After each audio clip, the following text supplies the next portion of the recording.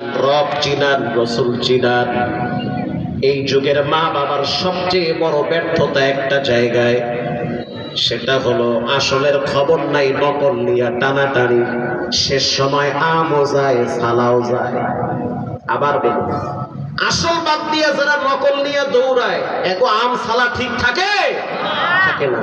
পাগড়ি বান্দা খুব ভালো, লঙ্গি খুললে যদি বান্ধে তাহলে সব না, যাও আছে হ্যাঁ শেষ, সব শেষ। মা বাবা সন্তানকে প্রাইভেটের জন্য যেই পরিমাণ শাসন করে,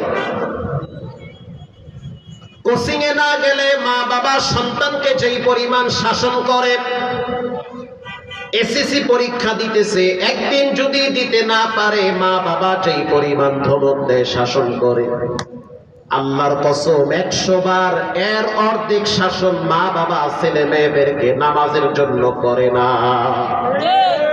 তো ধরা আপনি খাইবেন না, খাইবে কিনা? ধরা তো আপনি আগে খাইবেন, লিখতে রাখেন। প্রাইভেটে না গেলে আব্বায় রাগ করে, কোচিং এ না গেলে বাবায় রাগ করে। মেয়েটা যদি সকালবেলা কোচিং এ না যায়, মা ধমক দেয়। উপযুক্ত মেয়েটা বেপরদায় কোচিং এ যায়, মা কিচ্ছু বলে না। ফজরের নামাজ পড়ে নাই, বাপ কিছুই বলে না। এরা যদি এক সময় বলে ছেলে মেয়ে কথা শোনে না, আমি বলবো এটা আপনার হাতের কামাই, এগো হাতে জিফিটা খান না। এটি শুকরিয়া আদায় করে। হযরত ওমর রাদিয়াল্লাহু তাআলা আনহুর দরবারে একটা মামলা গেছে, তার আদালতে। কষ্ট হয়? তাহলে গলা ছেড়ে বলেন, সব ক্ষমতার মালিক কে? হযরত ওমরের আদালতে মামলা গেছে। তানবীহুল গাফিলিনে আসছে,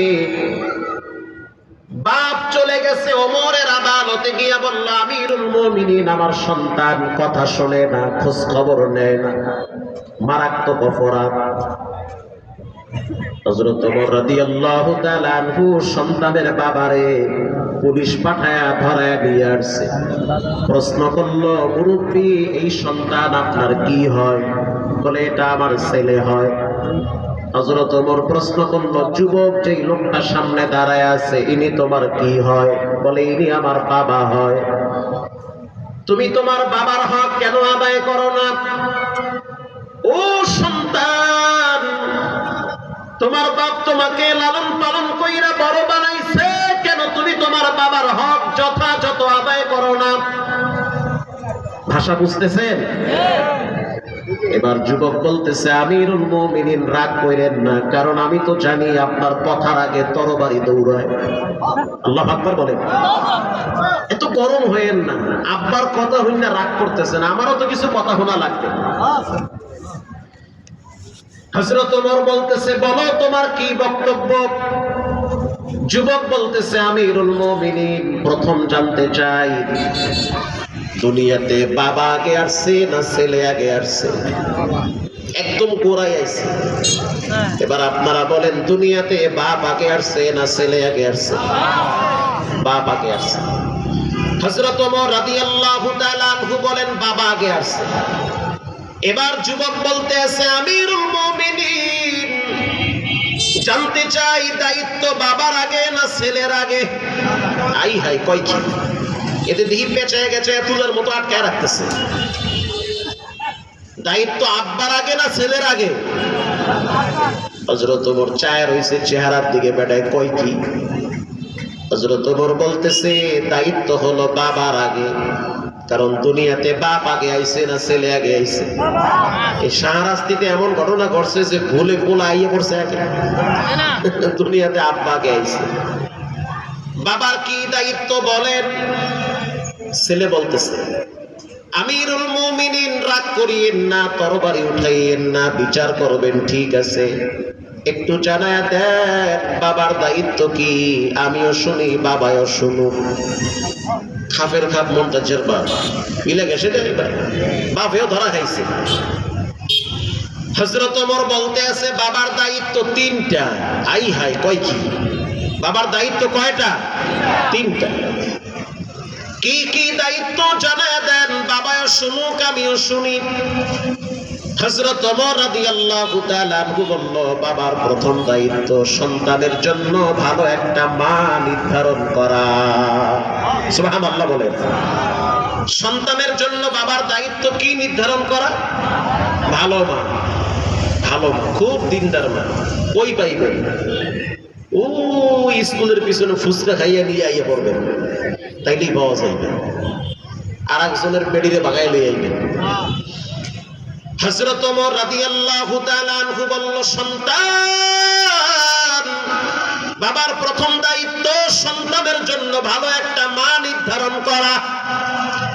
যেই মা পেটে বাচ্চা নিয়ে রিমোট হাতে নিয়ে সারাদিন সিরিয়াল পাল্টায়, ওই মায়ের সন্তান এক সময় ঐশী তৈরি হয়। এমন একটা সময় পার করতেছি, মা মেয়ে যুদ্ধ লাগায় ঘরের টিভির রিমোট নিয়ে। মেয়েটা বলে আমি কার্টুন দেখবো, মায়ে কয় আমি কিরণবালা দেখবো। এটা নিয়ে ঝগড়া লাগে মা আর মেয়ে। আশ্চর্য বিষয় হলো, ঘরের ভিতরে টাচ মোবাইল একটা। বাবায় টাচ মোবাইলে আপনার খেলায়, টাস খেলায়, টাস টাস আছে না মোবাইলে, জুয়া। ছেলে দাঁড়ায় দাঁড়ায় কয় যে মোবাইল দিবি, মোবাইল দে। আব্বা কয় দিব না। দিবি না তো মাথা বাসে ইট মারবো ধরলে। বাপে খেলায় টাস, পোলায় মোবাইল চায়, খেলাইবে পাবজি, না হয় কার্টুন দেখবে। এই খেলা ঘরে ঘরে চলে, কথা বল না কা চলতেছে।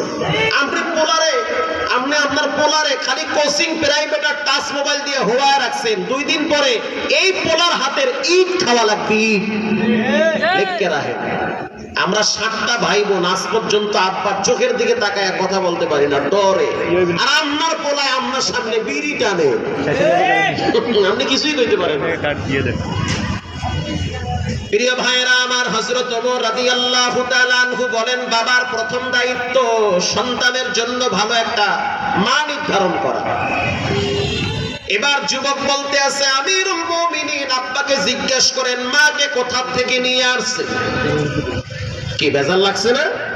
খুতবা জুলফিকারের 2য় খণ্ডে আছে, খুললে দেখেন কি লেখা, আই সুবহানাল্লাহ। আব্বাকে জিজ্ঞেস করেন আমার নানির বাড়ি কোথায়। এই সমাজের এমন যুবক আছে যারা এমন ভাবে বিয়ে শাদী করে, বাচ্চা কাচ্চা বড় হওয়ার পরেও নানি বাড়ি খুঁজে পায় না। কথা বল না কা নিয়ে এসে এক দেশে ধরিয়ে, ওটার বাড়ি কই, মা বাবা কেনা কিছুই জানা নাই। মাইয়া বলা বড় হইয়া নানি বাড়ি কই, নানি বাড়ি ওই ঢাকা বৃদ্ধাশ্রমে।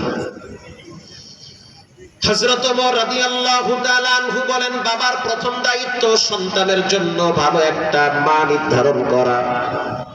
যুবক বলল, আমিরুল মুমিনিন আব্বাকে জিজ্ঞেস করেন আমার মাকে কোথা থেকে নিয়ে আসছে। এবার মুরব্বী বলতে আছে, আমিরুল মুমিনিন রাগ করিয়েন না, যৌবন বয়সে রক্ত গরম ছিল, টাকার গরম ছিল, ক্ষমতার গরম ছিল, কোনটা হালাল কোনটা হারাম বুঝি নাই। সারাদিন টুপি খুইলা চায়ের দোকানে হুজুর গোগাই লইছি। কোনটা শরীয়ত কোনটা মারেফত কোনটা তরিকত কিছুই বুঝি নাই। আমি এক রাখালের ঘর থেকে ওর মায়েরে ভাগাই আনছি। সুবহানাল্লাহ। হযরত ওমর বলতেছে, তালাক এটা আমি বুঝি না, ইদ্যত এটাও বুঝি না, বিয়ে শাদীর নিয়ম কানুন কিছুই বুঝি না, আকামটা ভালো বুঝি। বাবার 2 নম্বরের দায়িত্ব সন্তানের জন্য ভালো একটা নাম রাখা। বলেন কি রাখা? নাম রাখা। হযরত ওমর বলতে আছে, যুবক তোমার নাম কি? বলে আমার নাম হলো জৌন। জৌন খাইছে তোমার কপালটা, খাইছে তোমার বাপের কপাল। নাম রাখছে কে? দেখা নাম রাখছে আব্বা। এবার বাবার 3 নম্বরের দায়িত্ব সন্তানকে কোরআন শিক্ষা দেওয়া। ও সন্তানের বাপ, সত্য করে বলো সন্তানকে কোরআন চিনাইছো? না চিনাই নাই। তো আপনার জীবনের সবচেয়ে 3টা বড় ভুল, সন্তানের 3টা অধিকার আপনি খর্ব করেছেন। 1 নম্বরে সন্তানের মা ঠিক নাই, 2 নম্বরে নাম ঠিক নাই, 3 নম্বরে সন্তানকে কোরআন চিনাও নাই। এটা হলো সবচেয়ে বড় ব্যর্থতা। কারণ সন্তান যদি কোরআন চিনতো তোমারেও চিনতো, যেই সন্তান কোরআন চিনে সে তার বাবারেও চিনে মারেও চিনে। বৃদ্ধাশ্রম গুলায় গিয়ে দেখেন কোন আলেমের মা বৃদ্ধাশ্রমে কান্দে না। রাস্তায় ঘুইরা দেখেন কোন আলেমের মা বাবা ভিক্ষা করে না। বৃদ্ধাশ্রম গুলায় দিয়ে দেখেন, রেল লাইনে গিয়ে দেখেন, বাস স্ট্যান্ডে গিয়ে দেখেন উকিলের বাপ ভিক্ষা করে। বাংলাদেশের প্রথম সিরিয়ালের বিশেষ ক্যাডার শিক্ষিতদের মা বাবারা বৃদ্ধাশ্রমে কান্দে, মরার পরেও ছেলে মেয়েরা লাশ নিতে আসে না। এজন্য আমি প্রায় বলি সন্তানকে রব চিনান, রসুল চিনান, ইসলাম চিনান, কোরআন চিনান, একটা টাইমে দেখবেন আপনাকেও চিনবে। আল্লাহু আকবার বলেন। কোরআনের ন্যূনতম কিছু জ্ঞান ঘরের ফ্যামিলির সদস্যদের থাকা দরকার, তা না হলে পুরো ঘর ডাস্টবিন হয়ে যায়। আমাদের কুয়াকাটায় একজন নতুন এসপি হয়েছে, নতুন এসপি হওয়ার পরে একদিন এই জানুয়ারি মাসে গ্রামে গেলাম একটা মাহফিল, তো গিয়ে দেখলাম যুবক মানুষ নতুন এসপি হয়েছে, বরগুনায় আছে। ফজরের টাইমে দেখি মসজিদের প্রথম কাতারে শীতে বসে বসে কাঁপতেছে। আমি আশ্চর্য হয়ে গেলাম, আরে এসপি সাহেব ফজরের টাইমে তো সাধারণ কনস্টেবল ফজরের নামাজ মসজিদে পড়ে না, এসপি সাহেব ফজরে মসজিদে আইছে, এটা তো নজিরবিহীন ইতিহাস। ফজরের টাইমে নামাজ পড়ে মোটামুটি যারা আদা মরা হেরা, কথা কন না, যারা শক্তিশালী এরা কি ফজরে আয়? এরা ফজরে ঘুমের লাগে যুদ্ধ করে। তো ফজরের টাইমে মসজিদে আসলেন, সে বলতেছে আমারে খেয়াল করে শুনেন যে আমি আইতাম না, ঘরেই পড়তাম, ঠেলায় পড়ে আইছি। ঠেলা বোঝেন তো, মানে পেরায় পড়ে আইছি, চিপায় পড়ে আইছি। কেমনে চিপায় পড়ছেন জানেন না? কেমনে জানো? আমার বাবা আমারে বিয়ে করছে মৌলানা মাইয়া, আমার বউ মৌলানা, আমার বউ মৌলানা। ফজরের টাইমে আমার ম্যাডামে বলতে আছে যে পুরুষ মানুষের জন্য মসজিদে গিয়া জামাতের সহিত নামাজ পড়া ওয়াজিব, হয় তুমি যাও না হয় আমি গেলাম। আল্লাহু আকবার জোরে বলেন। জি, এটাই হলো ধর্মীয় শিক্ষার সুফল। এজন্য রব্বুল আলামিন কোরআনেও বলেন ওয়ানুনাজ্জিলু মিনাল কুরআন